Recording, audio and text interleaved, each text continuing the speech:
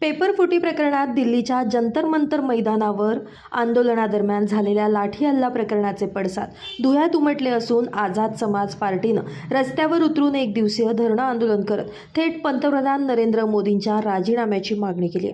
यावेळी केंद्र शासनाच्या विरोधात आझाद समाज पार्टीच्या पदाधिकाऱ्यांनी जोरदार घोषणाबाजी करत निषेध नोंदवला। गेल्या अनेक दिवसांपासून दिल्लीच्या जंतर मंतर मैदानावर पेपरफुटी प्रकरणात विद्यार्थ्यांचं आंदोलन सुरू होतं। केंद्रीय शिक्षण मंत्री धर्मेंद्र प्रधान यांनी राजीनामा द्यावा या मागणीसाठी हे आंदोलन करत असताना पोलिसांनी लाठी हल्ला केला। यामुळे या लाठी हल्ल्याच्या निषेधार्थ भारतभरात पडसाद उमटले।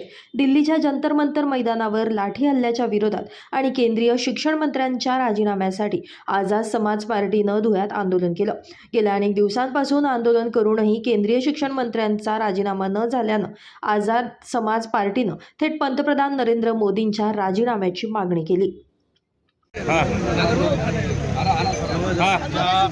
जंतर मंतरवरती विद्यार्थ्यांचं जे आंदोलन चालू होतं नीट पेपरच्या विषयी, त्यांच्यावरती झालेला अमानुष हल्ला आणि आझाद समाज पार्टीचे राष्ट्रीय अध्यक्ष आणि नगीना सांसद ॲडव्होकेट चंद्रशेखरभाई आझाद यांनी तिथं जाऊन पाठिंबा दिला व तिथे सांगितलं 20 तारखेला अनशन आणि त्याच्या पुढे संसदच्या पुढे डॉक्टर बाबासाहेब आंबेडकरांच्या जवळ त्यांनी अनशन चालू ठेवलं होतं आणि पूर्ण भारतात त्यांनी एक जाहीर केलं की 25 तारखेला आझाद समाज पार्टी व भीम आर्मी यांनी स्थानिक लेवलला आपलं आंदोलन करायचं आहे।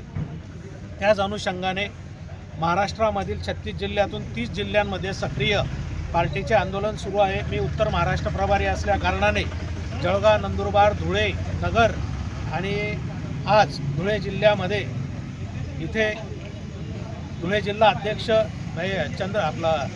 संजयजी चव्हाण रावण यांच्या अध्यक्षतेखाली आज इथे आंदोलन चालू आहे।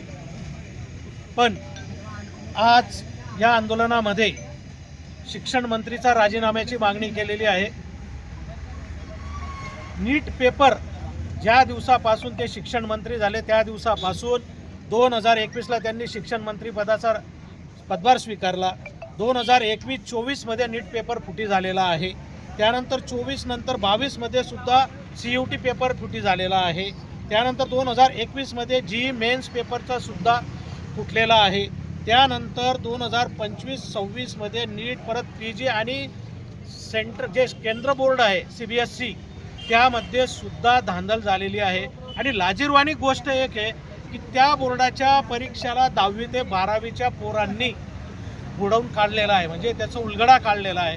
तर ह्या गोष्टीवरती जर त्यांनी राजीनामा नाही दिला आणि पंतप्रधानांचं मौन राखून आहेत आणि त्यानंतर ज्या विद्यार्थ्यांनी तिथे आंदोलन केलं त्यांच्यावरती अमानुष हल्ला करण्यात आलेला आहे, म्हणून आमच्याकडून या सरकारचा निषेध केला जातो। आणि पंतप्रधानांचा जर केंद्रीय मंत्री तो जो आहे शिक्षण मंत्री जर देत नसेल तर मान्य नरेंद्र मोदींनी राजीनामा द्यावा ही आमची मागणी आहे।